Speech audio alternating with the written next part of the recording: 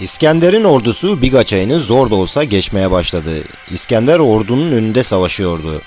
Persli generaller onu öldürüp orduyu dağıtmak için İskender'in etrafına geldiler. 3. Darius'un damadı burada öldürüldü. Aristokrat Rosakis İskender'in karşısına çıktı ve İskender'in kafasına kılıcıyla vurdu. İskender'in kaskını kırdı. Karşılığında İskender mızrağıyla Rosakis'i öldürdü. Tam bu sırada İskender'in arkasından Rosaki'nin kardeşi Spiridatis kılıcıyla İskender'in kafasına vurmak üzereydi. Bunu gören Yunanlı general Karaklaitus tarafından kolu kılıçla kesildi. Karaklaitus İskender'in hayatını kurtarmıştı. Liderlerini birer birer kaybeden Persler dağılmaya ve kaçmaya başladılar. İskender Perslilere karşı ilk zaferini kazanmıştı. Şimdi sıra kralların kralı 3. Darius'la yüzleşmeye geldi. Buradan ordusuyla hareket ederek ilk önce Ege Denizi'nin etraflarını işgal etti. Antalya'ya geldi. Yön değiştirerek kuzeye doğru harekete geçti.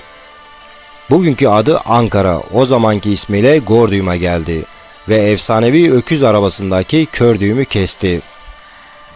Kralların kralı 3. Darius'la Suriye'de karşılaştı. Onu ikinci kez yine yendi. Daha sonra Akdeniz kıyısındaki Tyre ismindeki adayı işgal için toprak ve taştan iskele yapıp burayı işgal etti ve Herkül için kurban kesti. Sırasıyla Suriye, Lübnan ve İsrail'i işgal edip Mısır'a geldi. Mısır satrapı savaşmadan Büyük İskender'e ülkenin anahtarlarını verdi. Burada Büyük İskender Firavun ilan edildi. Mısır'da İskenderiye şehrini ve İskender deniz fenerini inşa ettirdi. İran'a doğru ilerledi ve Gaugamela'da 3. Darius'un ordusuyla 3. kez karşılaştı. Sayıca üstün olan Perslileri yendi ve artık önünde hiçbir engel kalmamıştı. Büyük İskender Pers İmparatorluğunu aldı ve kralların kralı oldu. Hindistan'ı alıp dünyanın sonuna gelmek istiyordu. Hindistan'a geldiğinde Porus ve ordusuyla karşılaştı. Zafere ulaştı. Ama en çok zayiat verdiği savaş bu olmuştu.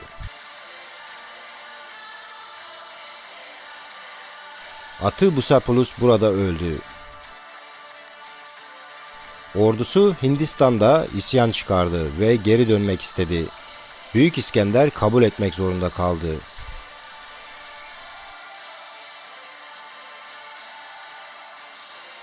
Babil'e geri geldiler.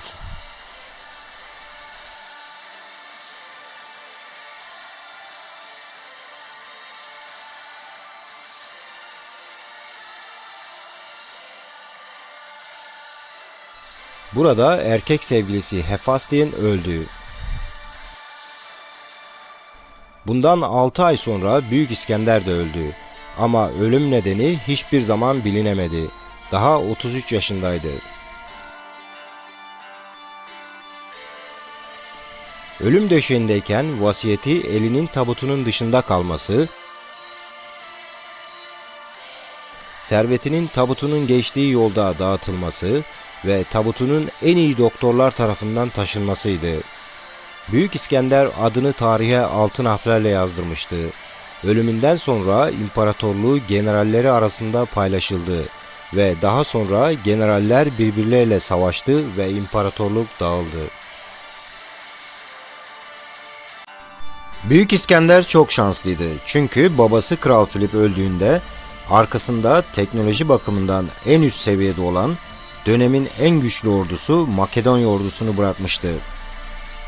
Fakat Büyük İskender çok genç yaşta olduğu için rakipleri bunu fırsat bilerek hepsi bir anda ayaklandılar. Büyük İskender Pers seferine çıkmadan önce bu ayaklanmaları bastırmak zorundaydı. Tips şehrine yapacakları bir daha hiç kimsenin ayaklanmaması için yeterli olacaktı. İskender 30.000 kişilik ordusunu hazırlayıp Tibs'e doğru harekete geçti. 15 gün gibi kısa bir sürede Makedonya'dan Tibs'e geldi. Tibsliler şaşkına dönmüşlerdi. İskender ordusuyla surların önündeydi. Ve bir haberci yollayıp ayaklanmayı çıkaranların kendisine verilmesini, aksi takdirde kendilerini affetmeyeceğini söyledi. Tibsliler kabul etmeyip savaşı seçtiler. İskender çok sinirlenmişti. İskender'in ordusu mancınıkları hazırlarken Tibzliler saldırıya geçti ve İskender'in birçok askerini öldürdüler. Ama kısa süre sonra püskürtüldüler. Ertesi gün İskender ordusunu kalenin güneyine taşıdı. İskender'in ordusu üçe bölünüp üç değişik yerden saldırdılar. İskender General Perdikas'ı çağırdı ve Perdikas ve yedek askerler kalenin içerisine girmeye başladı. İskender ve ordusu her yeri yakıp erkekleri öldürdü, kadın ve çocukları köle olarak sattılar. Tibzlilerin sonu gelmişti. Artık hiç kimse İskender'e karşı ayaklanmaya cesaret edemeyecekti. Büyük İskender 12.000 zırhlı piyade, 8.000 hafif zırhlı piyade ve 3.000 süvari ile Bulgaristan'daki ayaklanmayı bastırmaya gitti.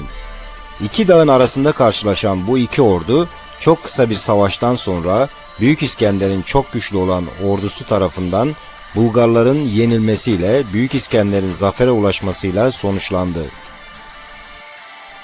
Büyük İskender buradan Tribalya kabilesinin üzerine yürüdü.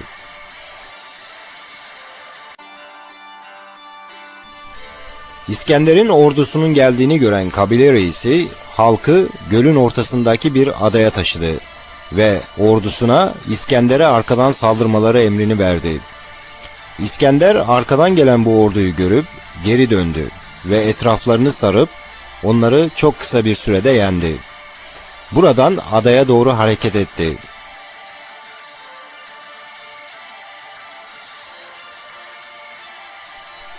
İskender'in ilk saldırısı başarısız olmuştu. Ordusunu ırmağın kenarına götürüp orada küçük sandallar yaptırıp geceleyin ırmağın karşısına geçti. Orada bekleyen 10.000 kadar Gate kabilesinin askerlerini çok kısa bir sürede yendi. Ve diğer adadaki kabilede kendileri teslim oldular. Büyük İskender ayaklanmayı bastırmıştı. Büyük İskender'in Gaugamela Savaşı. Büyük İskender atlı birliğiyle Perslileri gözetledi ve ne kadar büyük bir orduyla savaşacağını gördü. Bütün akşam planlar yaptı ve ertesi gün Gaugamela'da ordusundan 3 kat kadar daha büyük olan Pers ordusunun karşısına çıktı. Perslilerin solunda komutan Bessus ve atlı süvarileri, sağ kanadında Mazeus ve atlı süvarileri, ortada ise 3. Darius orduyu yönetiyordu. Toplamda 100.000 ile 150.000 kişilik bir orduydu.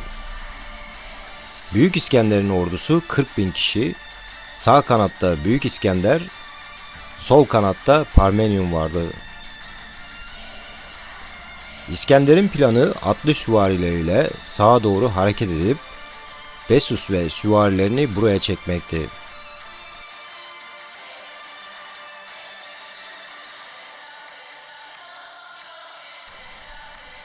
Mazeus soldan atlı süvarileriyle saldırdı. Pers ordusu savaş at arabalarını ve fillerini gönderdi.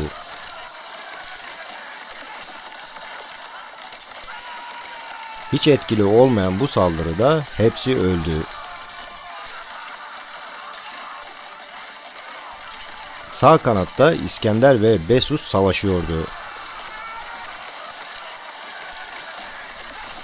3. Darius İskender'in ordusunun merkezine saldırdı.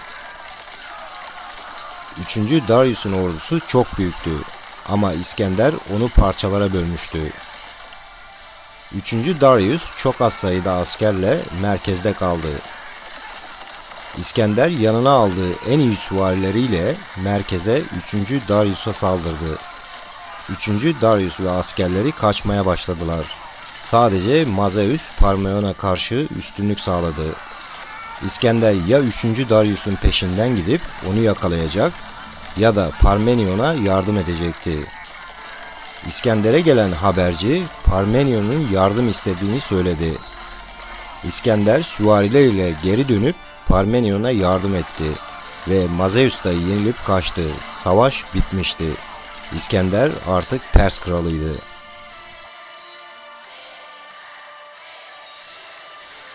Eğer videomuzu beğendiyseniz beğeni ve üyelik düğmesine tıklamayı unutmayınız. İyi ya da kötü yorumlarınızı da bekliyorum. Sevgili izleyicilerim, sizlere diğer videolarımı da seyretmenizi tavsiye ederim.